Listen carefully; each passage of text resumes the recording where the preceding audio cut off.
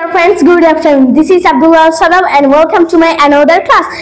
Today we are going to learn spoken English and its classification. Firstly, we will know spoken English is divided into three types: indefinite, continuous and perfect. So, আজকে আমরা জানবো indefinite present, indefinite past and indefinite future. So, indefinite বলতে বোঝায় কথা। এখন আমরা জানবো indefinite present.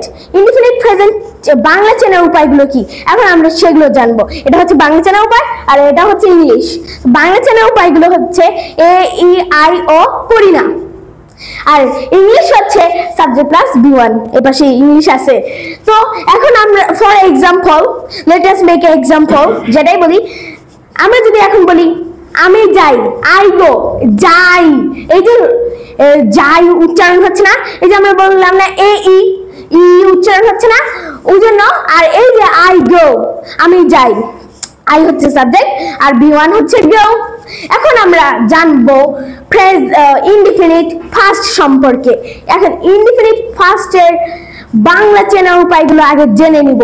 সেটা হচ্ছে মাতাল করিনি, ছন্দের আকারে বললাম মাতাল করিনি। এখন মাতাল যদি আমরা ভেঙে ভেঙে বলি ম ত ল করিনি, করিনি চেঞ্জ হবে না কিন্তু ম ত ল, মাতাল করিনি যেটা ছন্দের আকারে বললাম। আর ইংলিশ যদি আমরা চিনতে যাই সাবজেক্ট প্লাস ভি2। প্রেজেন্ট ইনডিফিনিট প্রেজেন্টে যে ইংলিশ চেনার উপায়টা ছিল সেটার শুধু এখানে ভি2 হবে, আর কিছুই হবে না। For us make a example, আমরা গিয়েছিলাম, উই ওয়েন্ট, আমরা গিয়েছিলাম, উই ওয়েন্ট। এখন আমরা এটা ভাঙবো, আমরা গিয়েছিলাম, এই যে শেষে মাতালের ম আছে, আর এই যে ইংলিশে আমরা বলতে গেলে সাবজেক্ট প্লাস ভি2। সাবজেক্ট হচ্ছে উই আর ভি2 হচ্ছে ওয়েন্ট, কারণ গো ওয়েন্ট। ভি2 ফর্ম হচ্ছে গোয়েন্ট, ভি2 ফর্ম ওয়েন্ট। এখন আমরা লাস্ট যে পার্টিটা আছে ভবিষ্যৎ, আমরা ভবিষ্যৎ বলে দিব আজকে। ভবিষ্যৎ অর্থাৎ ইনডিফিনিট ফিউচার, ইনডিফিনিট ফিউচার চেনার উপায়টা, বাংলা চেনার উপায়টা হলো ব বা বে না। আর ইংলিশটা হচ্ছে subject plus will plus V1.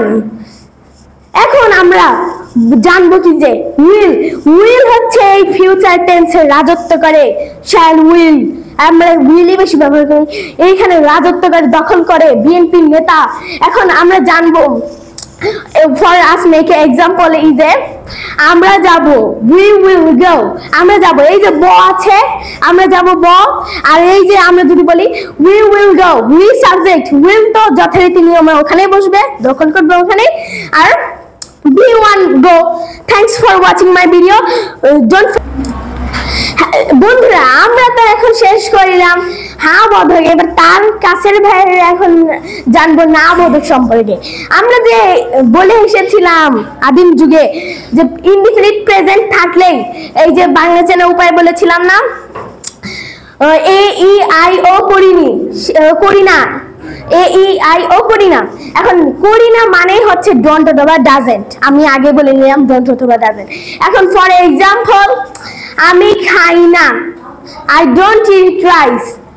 এখন যদি আমি পার্সন পরিবর্তন করে দেই, সে খায় না, he doesn't eat rice. Next level indefinite first. এখন ইনডিফিনিট ফার্স্ট এই যে আমরা বাংলা চেনার উপায় বলেছিলাম মাতাল করিনি, মানে মাতাল হয়ে যায়, করে নাই, সে করিনি। এখন করিনি বলতে বোঝায় ডিড, ডিড নট, করিনি বলতে বোঝায় ডিড নট। এখন আমরা ফর এক্সাম্পল আমি খাইনি, আই ডিডন্ট ইট, আমি খাইনি, আই ডিডন্ট ইট। নেঠাবে অর্থাৎ বিশেষ দ্রষ্টব্য। আমি বলে নিচ্ছি এই যে আমরা যে ইনডিফিনিট ফার্স্টে বলেছিলাম কি যে ভি2, কিন্তু এই না বোধকে এসে কিন্তু এটা ভি1 হবে, এটা বলে নিলাম, নাহলে ভুল হতে পারে। এখন নেক্সট লেভেল ফিউচার টেন্সে আমরা বলে বাংলা চেনা উপায় বলেছিলাম ব বা বে না। এখন আমরা সে ব বা বে না, ব না মানে ব বা বে না মানে ওন্ট। আমরা একটা জিনিস জানবো, উইল নট এর সংক্ষিপ্ত রূপ হচ্ছে ওন্ট। এই একটা জিনিস আমি লিখলাম, উইল নট এর সংক্ষিপ্ত হচ্ছে ওন্ট। এখন ফর এক্সাম্পল আমি খাবো না, I won't eat rice. So আজকের মতো এই যে হ্যাঁ বোধক আর না বোধক বলে আমি শেষ করে দিলাম। Thanks for watching my video. Don't forget to subscribe and follow. Thanks.